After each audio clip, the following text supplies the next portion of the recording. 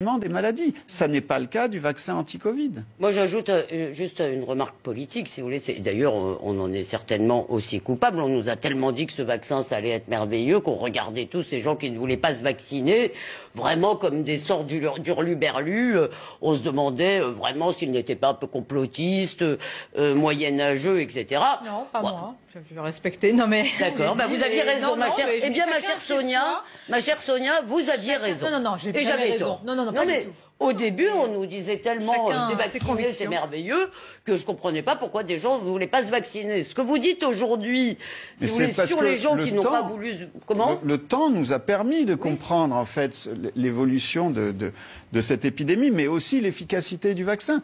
Moi-même, j'ai pensé que le vaccin allait nous tirer d'affaire. Je me souviens très bien. Or, aujourd'hui, force est de constater que le vaccin est, dans le temps, est assez peu efficace, puisqu'au bout de quelques mois, finalement, il ne protège plus véritablement. Est-ce que les effets secondaires... J'ai vu que le ministre de la Santé a commencé à évoquer les effets secondaires, ce qui n'était pas le cas il y a un certain temps. Est-ce que le ministère de la Santé, maintenant, se préoccupe, il y a un suivi, voilà. Ça, je pense que c'est la prochaine étape. Je pense que oui, le Sénat est en train de se saisir de ce sujet. On a occulté, comme si c'était tabou, la question des effets indésirables. Je pense qu'il y avait une dynamique très très forte pour le vaccin, ce qui me paraît normal chez les personnes ciblées, encore une fois, c'est-à-dire les personnes à risque. Mais là, aujourd'hui, il y a un vrai sujet, c'est-à-dire que les effets indésirables sont en train d'apparaître.